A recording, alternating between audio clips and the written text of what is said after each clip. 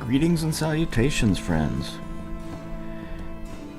I'm your host, Character NPC, back for another stream.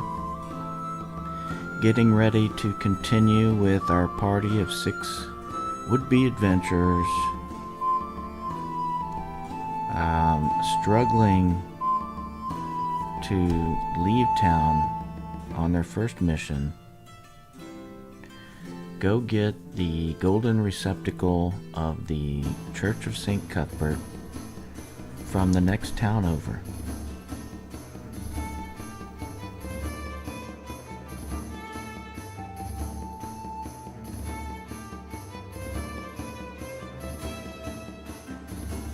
Doesn't sound too difficult, right?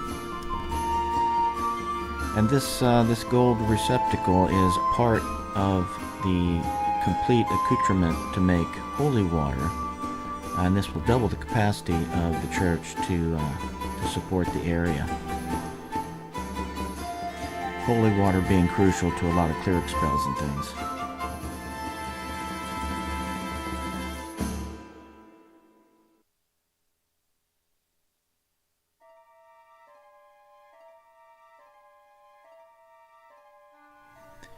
And so, friends, when we last left off, we had been in town in Elfwine, waiting to leave. All of the characters, except for Jorbis Bicklemole, the illusionist thief, who's the only non-human in the party. He's a demi-human gnome, illusionist thief. He's staying at the inn, the Cock and Cudgel. This is the signage for the Cock and Cudgel.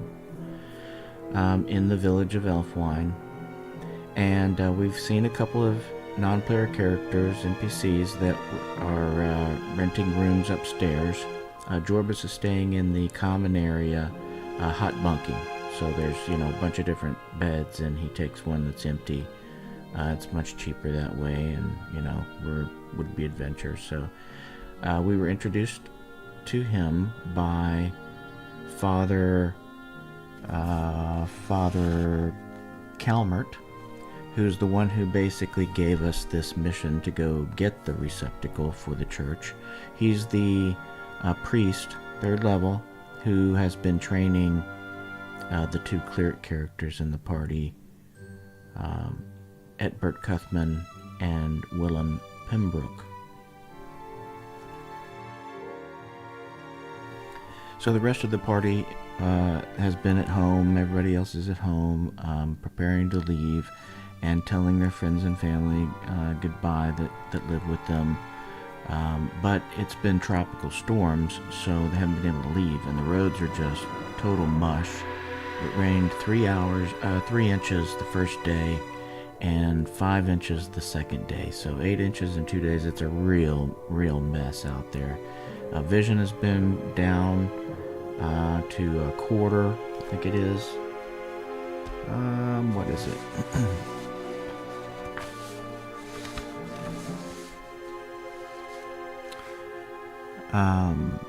Movement rate is 1/4, and normal and infravision, ultravision is down by half.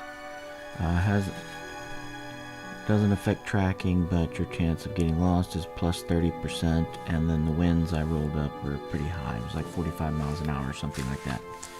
So we're about to head into the next day, which would be the 6th, because everybody's been waiting out the tropical storms.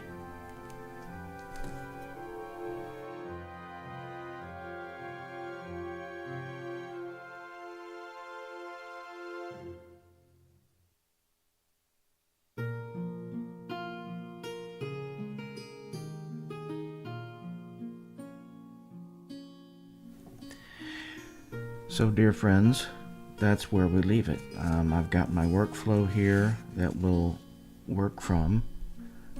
Basically, it is now going to be the morning, a new day. Do we still have the tropical storms? Can we start to leave? What would that mean if we don't let it dry? These kinds of things. It was the 5th, now it's the 6th of Coldeven, Earth Day, year 576. Yesterday was Waterday. So now it's Earth Day, getting toward the end of the week, free day. This would be a day of rest, normally.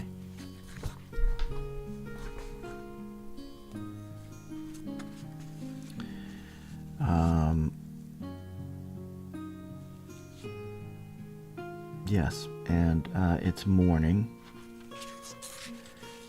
So we've rested. Do we need to worry about eating and drinking, which would lead to marking off things on our statistics? No, because we're all at home or at the inn, so I'm just going to make that a wipe, right? We're all good. Don't need to mark anything off. We're all rested. We don't need to pray or study for spells because basically we haven't done anything yet since the adventure started. It's all been just roleplay. So there's nothing to mark off. Do we need to forge a hunt? No. Any other record keeping that we need to do? Not really, because we're just waiting to start off on the adventure, and the only thing that's been holding us back has been this bad weather. So that puts us at this next roll for weather.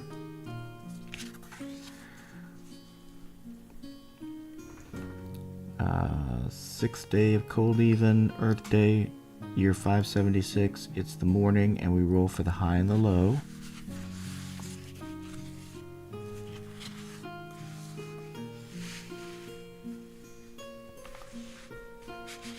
Let's see.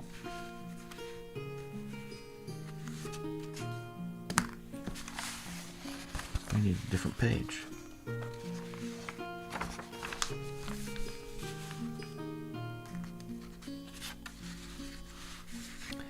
High and the low, it's going to be a plus D8 plus 4 and a minus D10 plus 4. So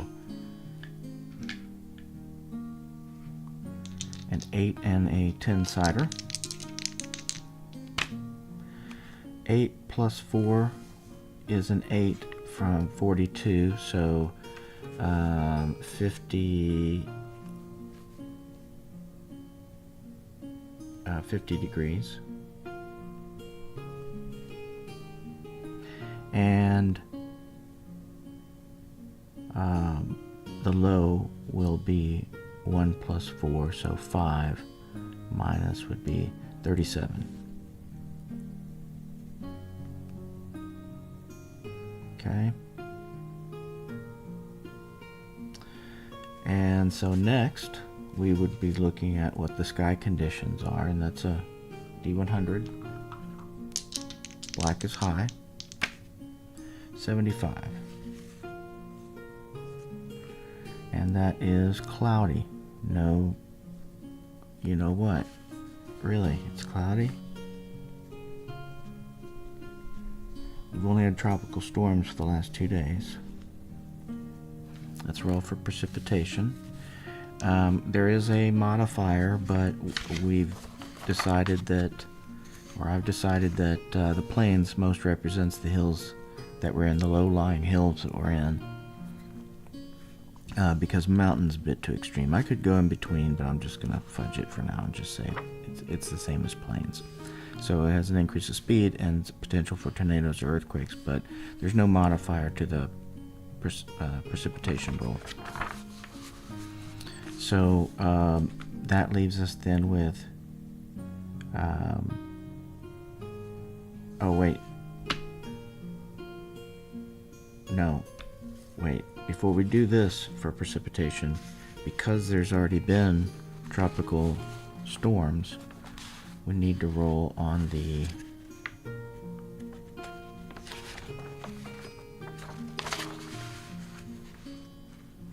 chance to continue. Chance to continue for tropical storms is 20%. If we roll under 20%, it continues.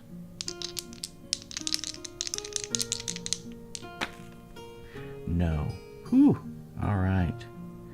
So it doesn't continue.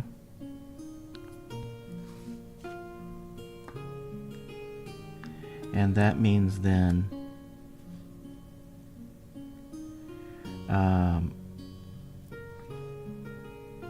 So we have to go back then to the precipitation table like we were going to do.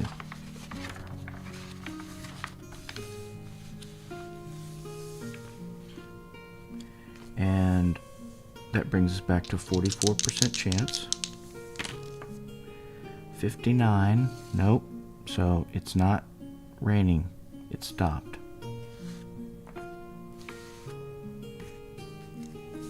Good for us. Still cloudy.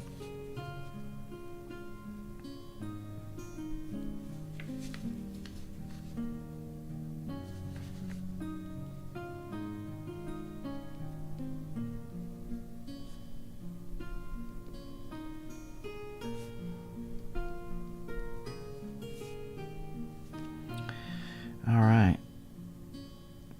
Good. Things will start to dry up.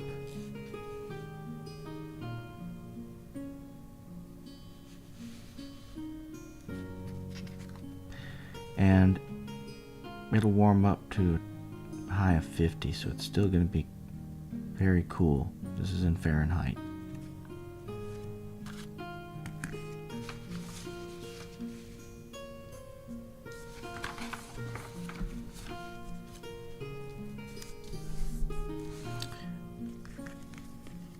So, Jorbis Bicklemole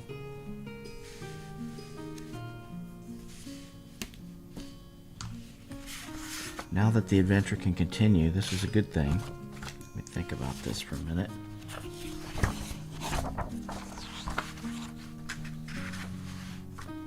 I think what we want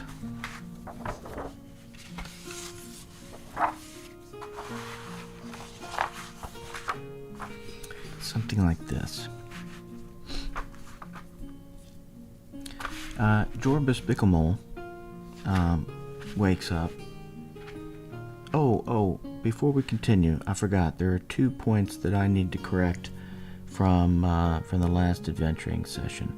One of them was that we ate and drank, and I said that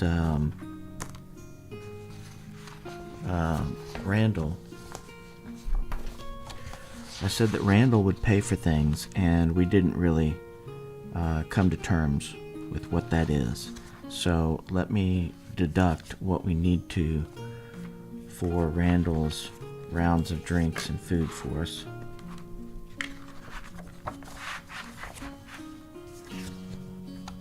We can use this as a place mark.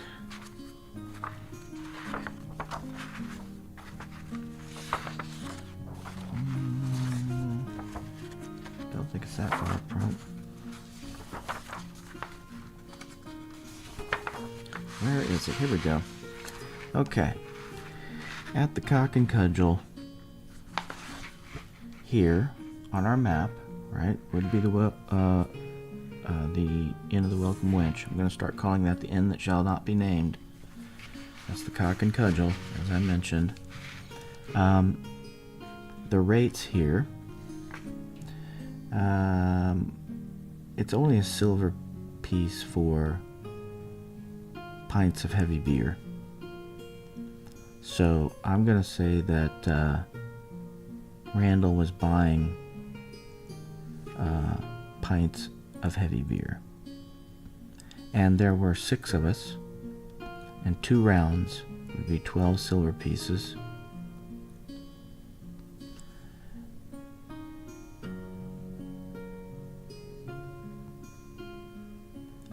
A 7-course dinner,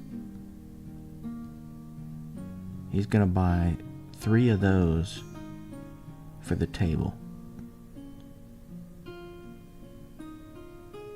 So everybody shared in 3 7-course dinners. So that's a total of 6 gold pieces and a tip for what's his name? And a tip for Ostler Gundegoot, the innkeeper, tavern worker. of the remaining silver pieces out of a gold, because there's 20 silver and a gold. So what did I say? It was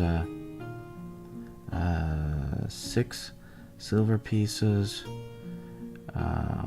So that would be 14 silver pieces he left as a tip, to include, whatever else, little things that we got.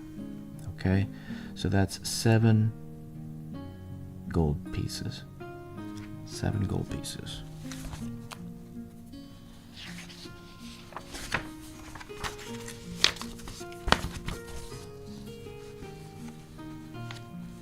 They splurged.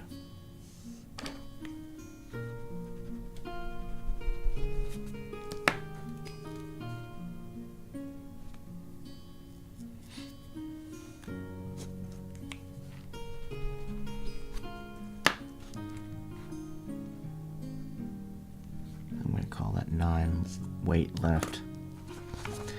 Okay. So that was 1 point.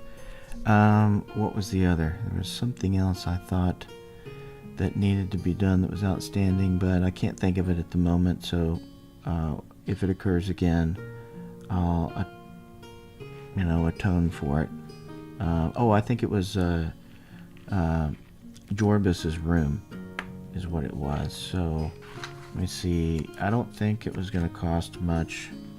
I think I was saying he was going to be on the weekly plan for the common rooms, because he's just hot bunking.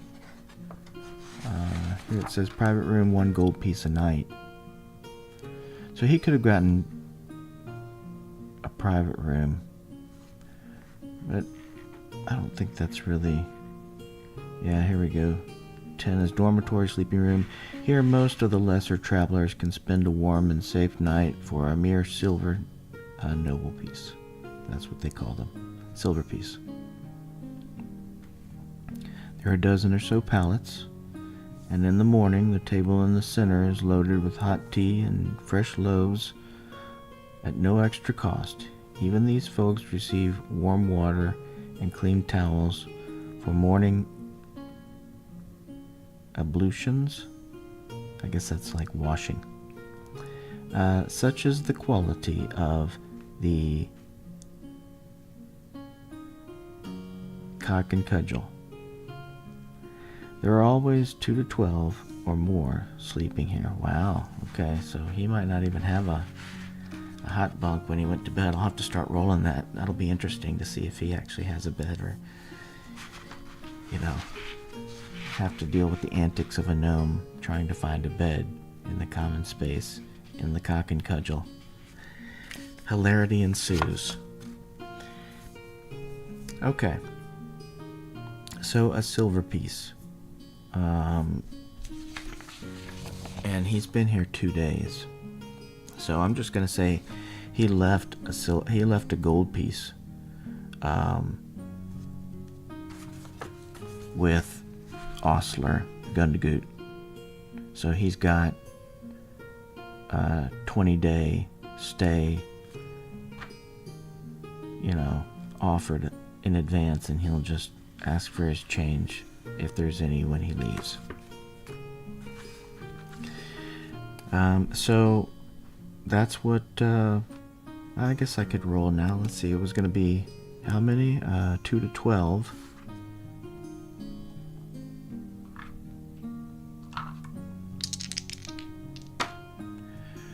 So 5. There were only going to be 5 anyway, and I think there's many more than 5 beds there. Right? Does it say a dozen or so pallets? Yeah, a dozen or so pallets. And so only about half of them are full. So he easily finds a place to crash out for the night and sleep well and be ready for the next day. And like I said, he's kept his wall of fog ready for travel. That's what he's got memorized. The next morning, though, he gets up, eats the bread and stuff that's offered as part of the room service, and then he makes his way downstairs to see who might be out there. Maybe patch things up with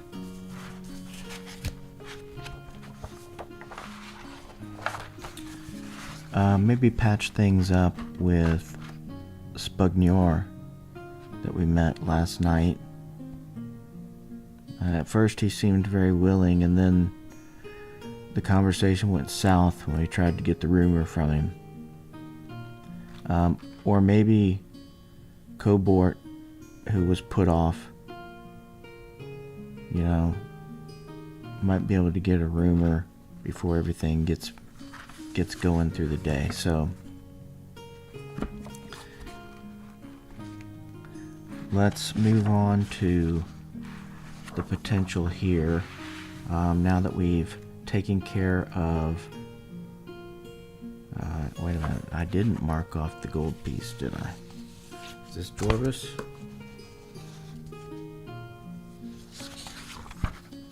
Nope, that's still Randall.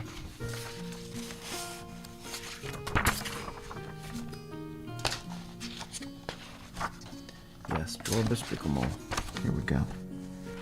Yeah, see, he's the one with all the money stashed away.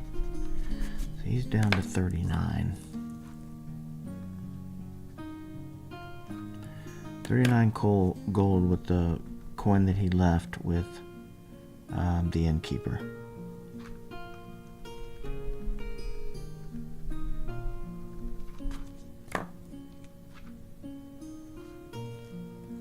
Alright. Now, like I said, he makes his way downstairs, and this would be daytime. And during the day, there's 4x4 patrons of various people milling around.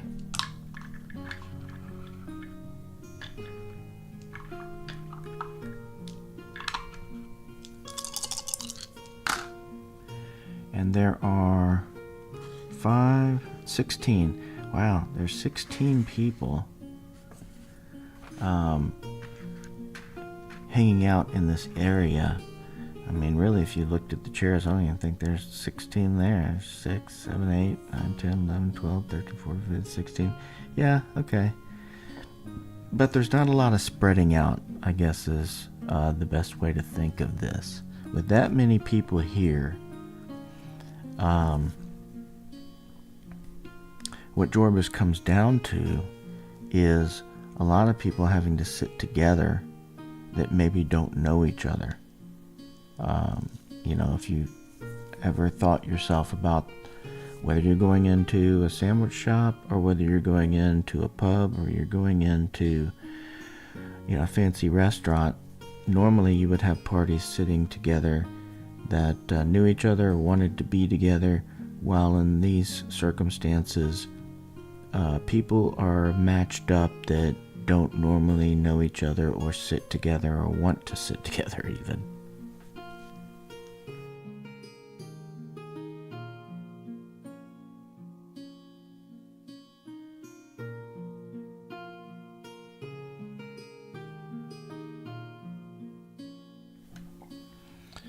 Alright, so let's see if any of the NPCs are down as well.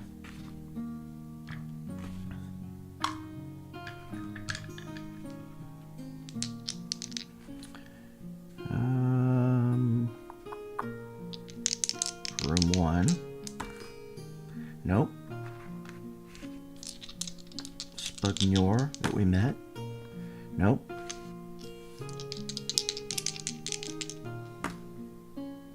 Nope.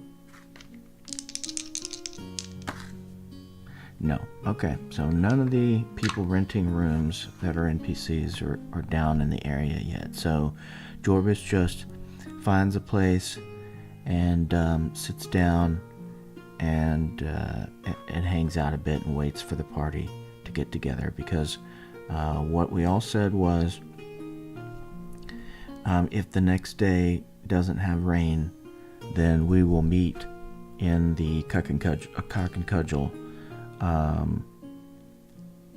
to get together before heading off, or at least to discuss it further, because I think and a couple of the characters' minds would be the movement rate for walking through mud for 6 days, right? I mean, we've got 6 days one-way travel ahead of us on foot, and that's if we move at 20, which I think is debatable at this point. I'm going to look into more detail in the Dungeon Master's Guide about what that encumbrance is for our outdoor movement rates. We don't have horses, ponies, anything like that. I guess we could look into, I don't know, maybe Jorbis would be willing. He's neutral good. So, and he has a vested interest in the Church of St. Cuthbert as well because of his age, and the gnomes that live longer from the area more closely remember the fight that went on during the Temple of Elemental Evil. So there's reason for them to be respected and understood as a good force within the area. We haven't talked about where Jorbis is from and everything, but I think you can see this area here. And this is Saket. You know, on the other side of Side Hills. We're in Elfwine. We're trying to get to Aratar, here at the edge of this part of the forest, up the Adsulata stream. Adsulata, Llata stream. Adsulata stream. And this runs down, so water flows this way toward Taunting at this split, and the next major river, the Vergelmere River.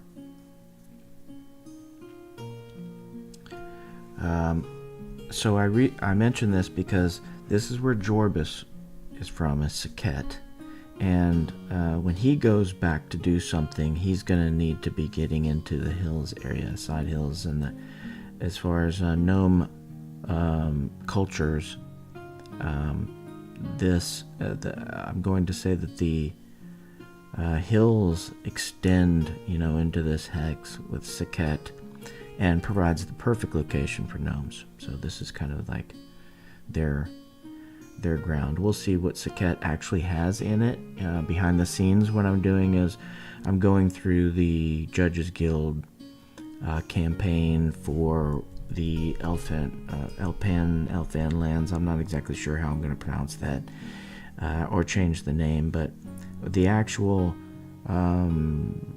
High Wilderlands Fantasy or whatever it was that the campaign came with, it's in the archives, so I'm going to look it up and see what this actually has. But I'm definitely going to work in the gnomish culture that's in this area because it's really perfect for them. This is the only other known thing that I haven't mentioned. This little dot right here represents the old mine. Everybody knows about the old mine.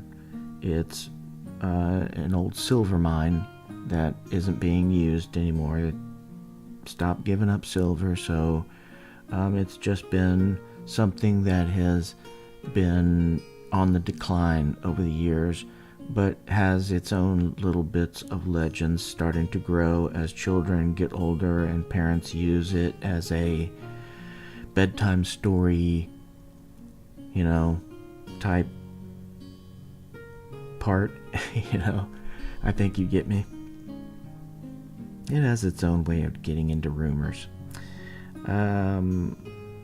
Yeah, Tahant, that's a big city there, actually, or bigger than Elfwine. It's where I was going to start things, but I decided against it. I think Elfwine makes more sense from the way the map looks in the module. Okay, enough about that, though. So, we're waiting, and that takes care of Jorbis. And here at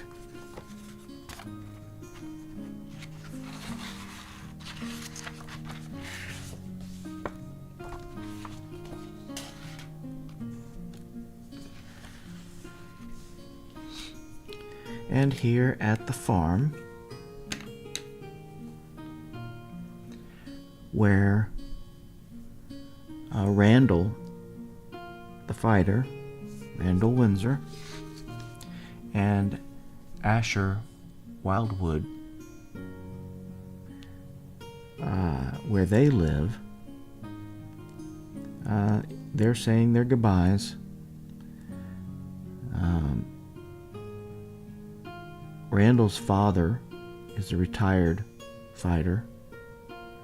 He still acts as kind of a town militia leader. Let's look at exactly what it says. Number 2. Modest farmhouse and barn. Clean but slightly run-down buildings indicate that this farm is not prosperous. However, the stock around looks quite healthy and plump. An elderly couple are master and mistress, while an active lad of 12, now 17, who is our Randall Windsor, a servant does chores. So that's Randall's mom and dad. Nothing in particular interesting here. Folks have nothing to trade, really. There's nothing going on. But Randall also is a hunter as his secondary skill. I rolled that up. And so what he does basically is, since they're not prosperous and everything, he goes out and hunts. And he's been living, kind of growing up with Asher Wildwood, who is the ranger. So they, there's been, I think this works out well. So. And then, of course, Elmo lives there, who it says, he's at the end having a jack of ale. There's other son, Otis, go on, sadly shaking their head. Took service with some gentlemen in a way seeking his fortune. Elmo is strong, but not too quick. I'm forgetting about what this is with Elmo, and instead using Elmo because Elmo is a 4th level ranger. He's the one who's taken on Asher Wildwood. Asher is this, other person who's been around but, isn't part of the family and has no direct lineage. But he's not acting as a servant or anything. He's just been working there, and he's been trained in the ranger ways by Elmo. So Elmo and Asher have been talking a bit about the adventure ahead, and Elmo's giving him some recommendations on how to deal with the wildlife, wolves and things, but it's things he's already said. So Asher's really kind of taking it as, yeah, Dad, I know, it's okay. I'm going to do my best. I'll stay out of the way. And of course Elmo's like, he's the fatherly guy, so he's like, you just stay safe and come back to me. And Randall's dad is a retired fighter as well. Like I was saying, he is, the elderly farmer is a retired fighter, still equal to 4th level. He's a suit of scale mail and shield, sword and crossbow, and those are the things that Randall uses as well. He uses he uses a short bow, but he uses a long sword and shield. So it's his dad who's been training him.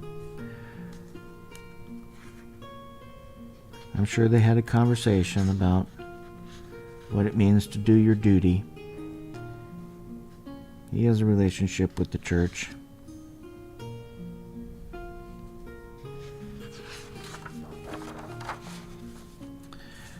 Continuing on, as the morning develops and the sun comes out, Svaldi Mundai, wakes up, sees that his clothes are now dry, or drier. Yeah, he had to wring them out.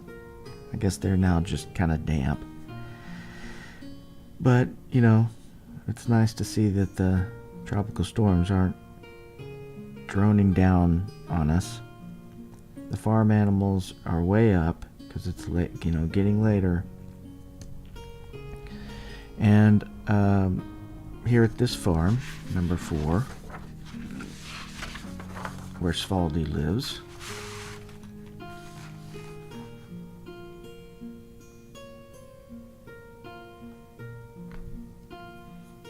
have a drink of my coffee here.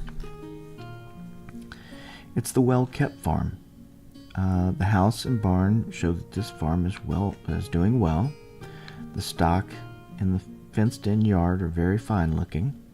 A widow and her 2 grown sons, their wives, and 8 children dwell here.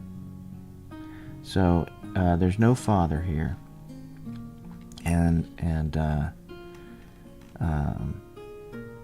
Svaldi Mundai is just one of the big family of Mundai who are farmers here and animal husbands and all that. And Svaldi, what is his trade? Randall, I said, was a hunter. Asher is animal husband and tailor. He ended up rolling 2. So I figured he, from a tailor perspective, it's mainly leathered goods. He's been using the hunting skins that we get and all kinds of stuff, right? So he's kind of got a tailor skill and animal husbandry. So he's been definitely helping out with the animals there at Farm 2 where the boys live.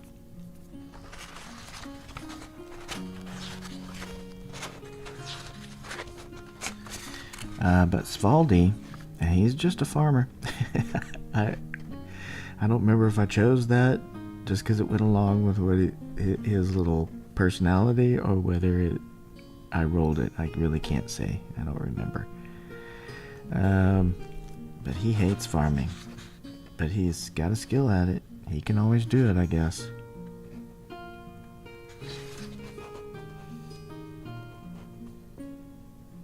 Well-kept farm. Alright. So he's basically just been talking to his mom, being like, look, I'll be fine. It's okay. Yes, Mom. I know. His mom's really worried about him, of course. It's his first adventure, right? Of course, they're not thinking of it from his first adventure perspective, but this is his first time to go out. And like I said, he's the easiest to describe. He's this tall, skinny, overly skinny. He's like, I think he's over 6 feet tall. He is 6'4", 142 pounds, so he's like a beanpole. He's 32 years old with long, stringy black hair. Even after he washes, it's just kind of thinnish, And he just seems to be kind of anxious all the time, in a little bitty way. He's anxious all the time.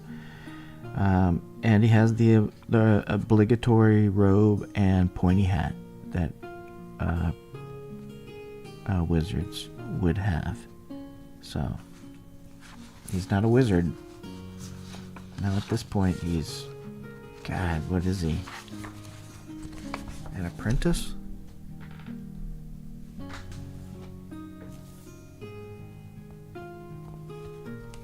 An initiate?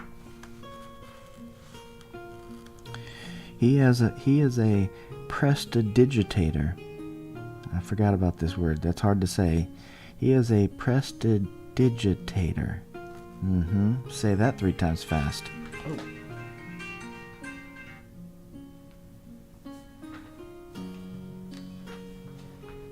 Excuse me for that. Alarm going off.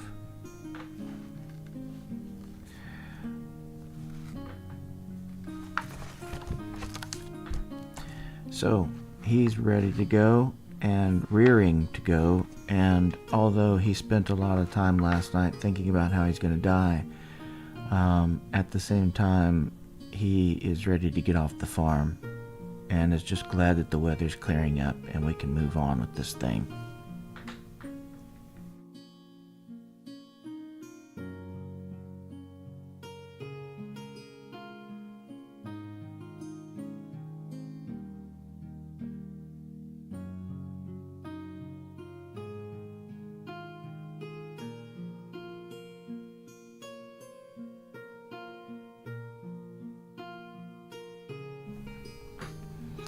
Okay, and then we have the two clerics.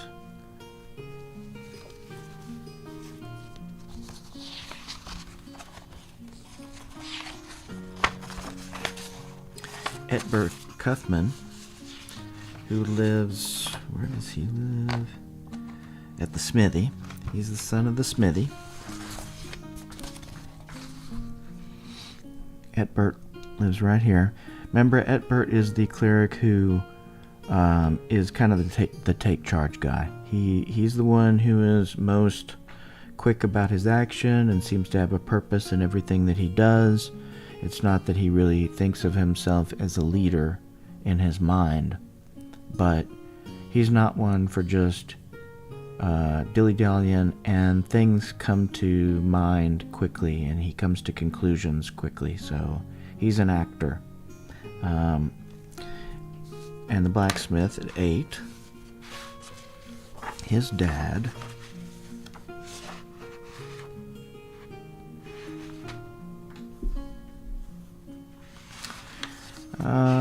the open shed and house beyond, there's a post with a horseshoe nailed to 3 of its faces, and a forge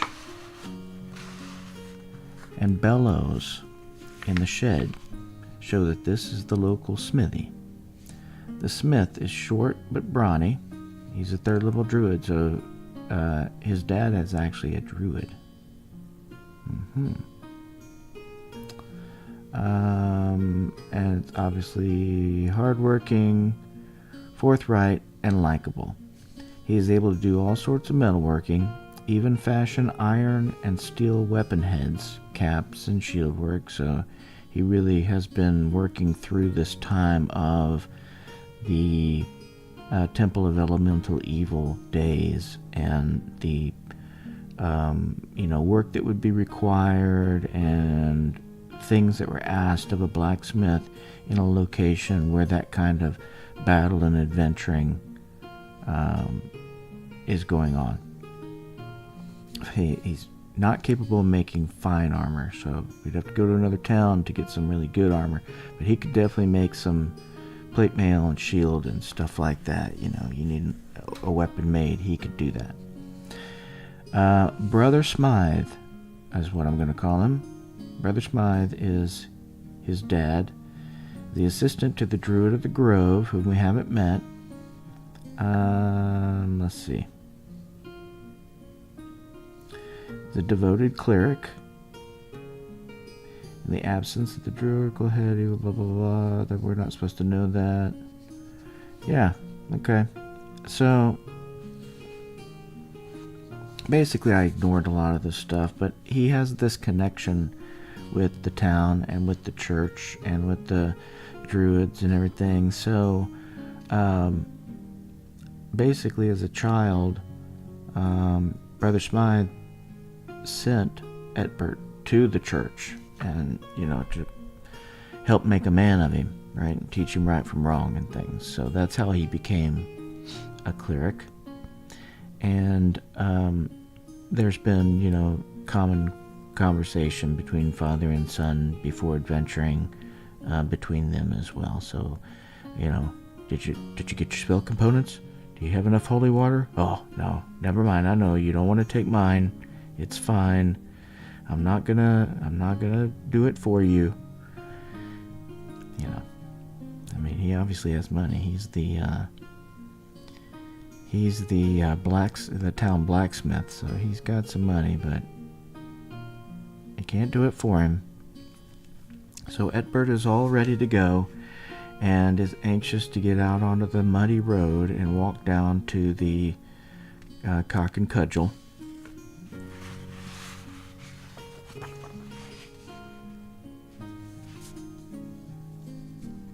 This just isn't going to stay there, but I'm going to keep putting it back. And that leaves us Willam Pembroke, who lives at the Teamsters. His dad is the Teamster. Up here, number 14, kind of at the top of the map. I think you can see that.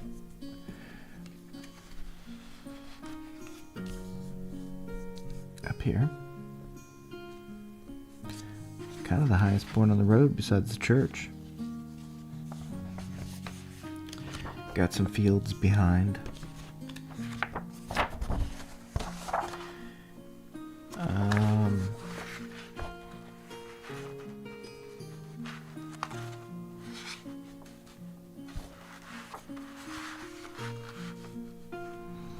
Weather-beaten building and barn. A wooden sign shows a cart and horse, indicating that this is the domicile and quarters of the local carter. This teamster, his wife, a grown son, who happens to be Willam Pembroke, and 5 other children live in the house. So there's more to come. There's more Pembrokes if we need them. The attached barn has 2 wagons and 2 carts below. 2 drivers. So there's a couple guys who work there with them. They have mules. So, this also might be a good hook to getting a cart and some, a team. But I don't know if we should do that. I think that might be... I didn't plan it, so it's hard to say it's metagaming. I'm just thinking of it right now. But we'd have to pay for it and stuff, I think. Anyway, I think it makes it a reasonable chance that we could actually get away with having something handle our load, whether it's 1 mule or a cart and team that we take with us. And of course there's conversation there and Mom crying in this case about, oh, you're going. Stay safe, son. She kisses him on the cheek. Can't pat him on the head because he's much taller than her now. How big is he?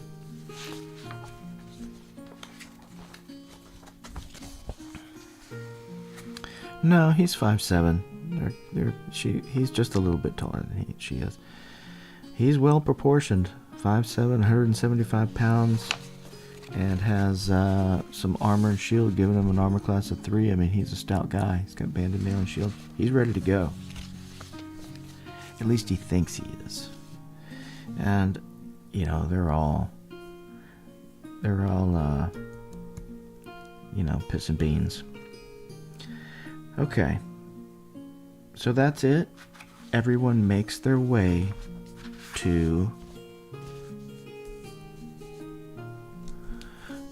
the Cock and Cudgel.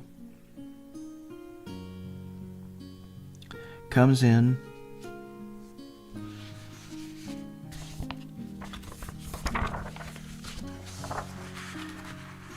Meets with Jorbis. And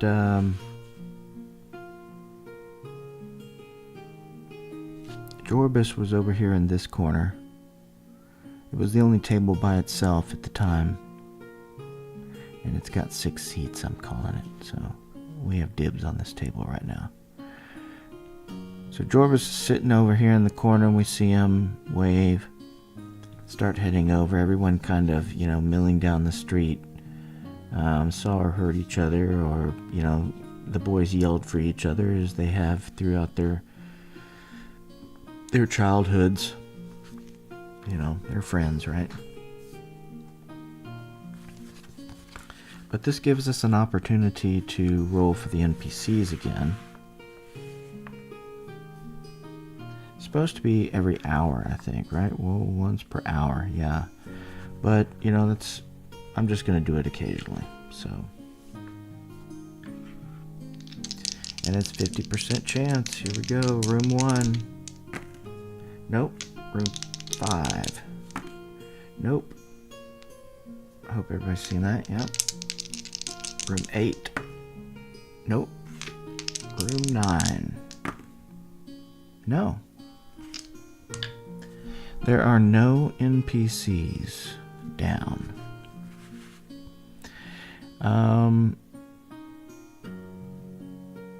I think that's it, though. We've gathered for the day.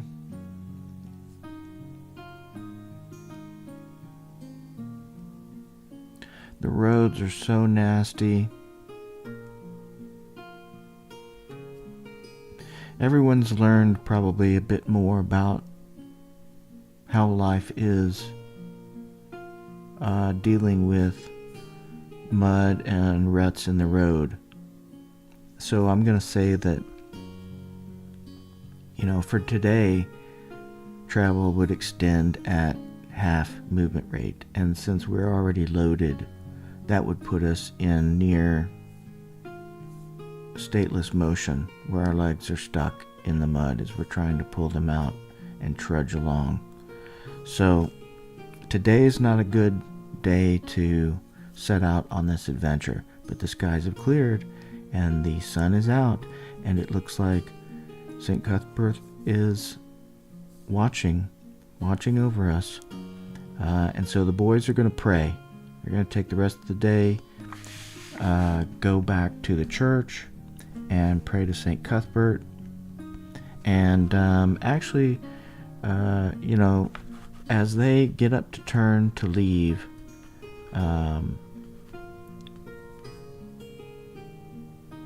Asher and Randall also say, "Yes, we'll come with you. It's the right thing to do."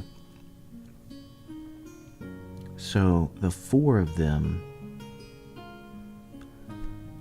are up at the church praying to St. Cuthbert, talking to Father Calmert? Father Calmert, who trained them, trained the two clerics.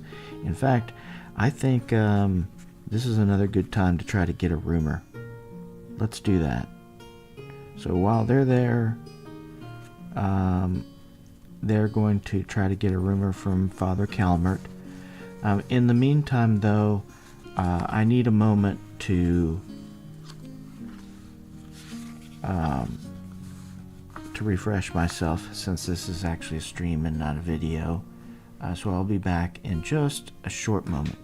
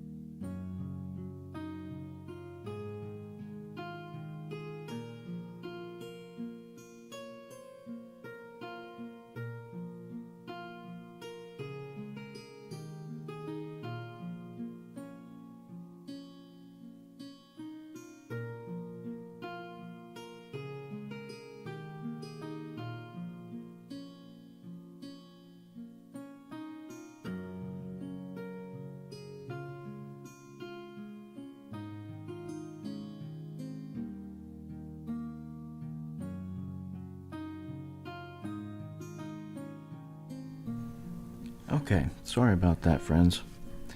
Necessary interlude for a moment there. More than a moment. Thanks for hanging in there. Let's see, so... Yes, we were about to use the rumor table that I created.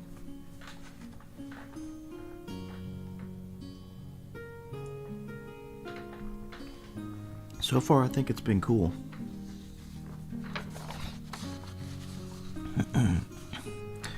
Alright, so we need to figure out first off, do we have any rumors right now? Die 4 minus 2. No, there are no rumors to get anyway. Okay, so let's just play out what the reaction would have been anyway. And if it's nothing too big a deal, we might gather a little bit of information anyway, because it's kind of common knowledge. He's just telling us. So I'm going to roll on the reaction table.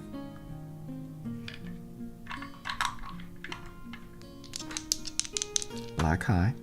74. The NPC is hesitant to talk. Convince the NPC and roll again. If a successful charisma check is made, add plus 10 to the next die roll. So we get to roll again. But if we make a successful charisma check, then it add plus 10 to the roll. So, again, it's Aetbert who's kind of the commanding presence. So, not the commanding presence, but, who's Johnny on the spot with questions and actions and things. So we use his charisma to see if we get the advantage on the next roll.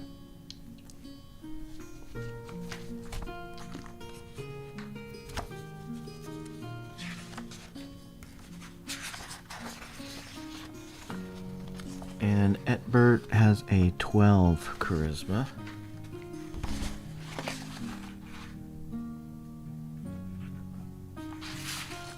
Let's see. And we do not get it. So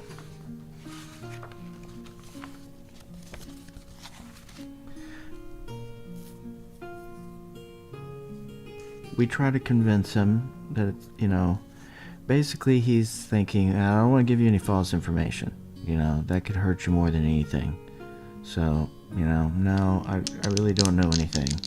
We try again. 53. No. It's not going to happen. So the roll was he wants something like a bribe or offer service, and then roll again, but instead we're not going to make an offer. Whatever the conversation was, and I don't think it's really all that necessary to make it up, why the priest who trained us wants something for the information.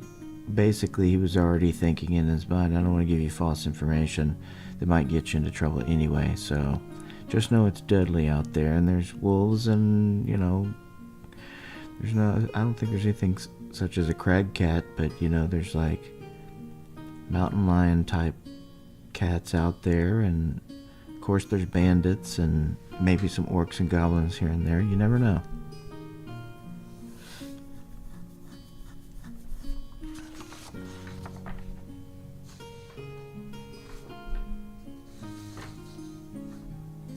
So still no rumors yet. And lots of praying going on here for 4 in the party. And that leaves Svaldi Mundai and Jorbis. Jorbis is just going to try to hang around for the day in the Cock and Cudgel's common area and talk to people. We already know there's not a rumor, right? But that's how he's spending his day. Taking advantage of his room and board while he has it. And Svaldi, his master is Bernay in the tower.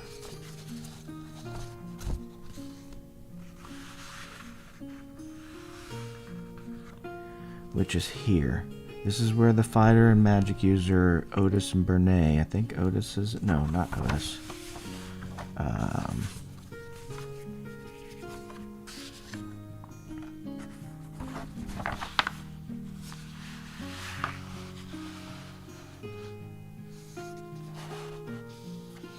Rufus. Rufus is the fighter.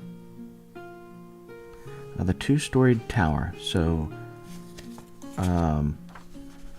Svaldi heads to the tower, and as he walks down the road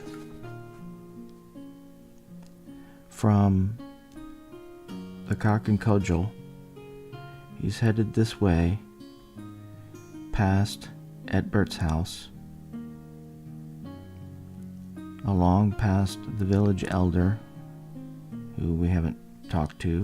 I didn't even think about talking to him for anything. And past the stonemason, who's making stone for the walls. You can kind of see these dashed lines here a little bit. This is the outline of what the structure will be here with this hill. And so there's already low walls, low stone walls around this area in the beginnings of these fortified points. But the tower's built and lived in. It's number 31, and that is these guys. You see a picture of them right here. That's Rufus and Bernay, who's training Svaldi. So Svaldi shows up. The structure's some 55 feet high, a smaller tower rising inside the greater at about 35 feet above the ground. Its entrance is accessible only by going up a curved flight of stone stairs, which terminate in a landing about 10 feet above the ground, which is this. So, yeah, and then it's got a little drawbridge here that it opens on. The outer door of the tower is a form of a bridge to the stone landing, and there are a number of arrow slits around the tower. It has a splay around the base to about 6 feet height. The lower and upper battlements are machicolated.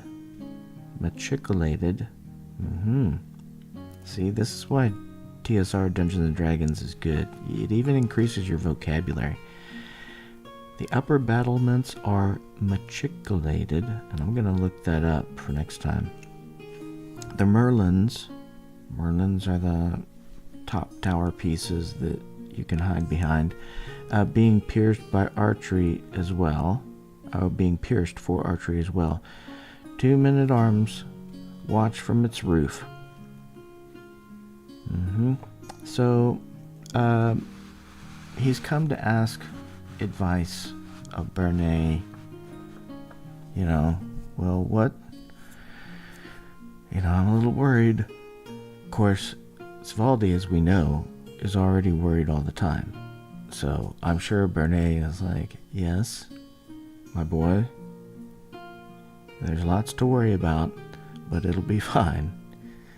You just gotta keep your head down, stay hidden, and stay on your toes, dance around a lot. Try to go unseen, and when you're seen, dodge a lot. They don't know anything about dodgeball. I'm thinking of visions of dodgeball in my head, but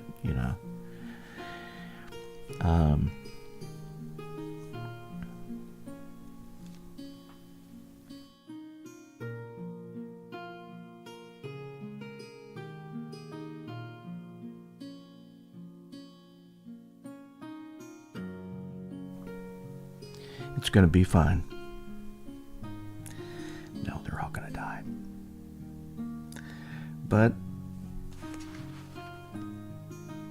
no rumor can be divulged, so I'm not going to say that it's a conversation that's any more than a coach pep talk, telling him everything's gonna be fine, and kind of remember where your spell components are.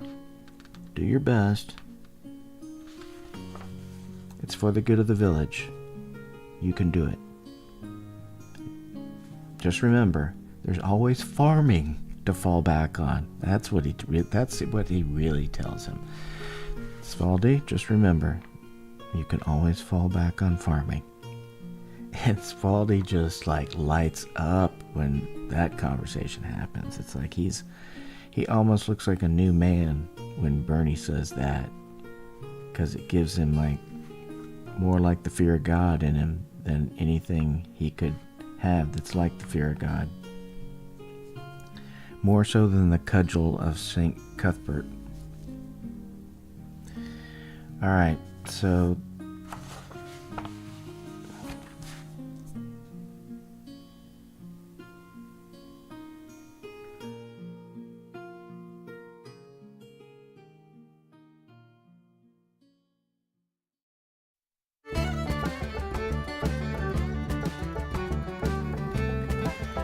that's where I'm going to leave it, friends.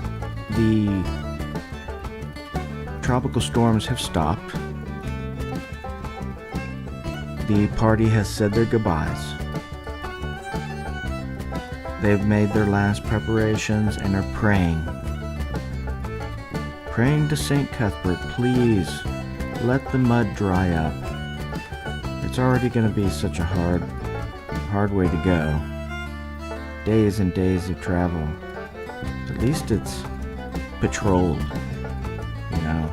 But what if they get a little ways away and it's more torrential rain and it becomes mud again? This could be weeks of adventuring for them to go get this 210 pound, and I was gracious there, right? I think, you know, there's room for interpretation on how the weight of the blessed container that they make their holy water in would be if it's entirely made of gold. You know, it sits in this big, it sits on something that has its own name, a font, like a big wooden stand and such. And it'll absolutely be, as a blessed item, have a box around it, you know, with handles. It'll be carried out with people, you know. It's the Church of St. Cuthbert, so I kind of envision like in the Holy Grail, where the priests are slapping their heads with the billets, you know. I think that's where Gary Gygax was getting it from in the old days. He kind of had that attitude. I can't confirm that. I'm making this rumor up.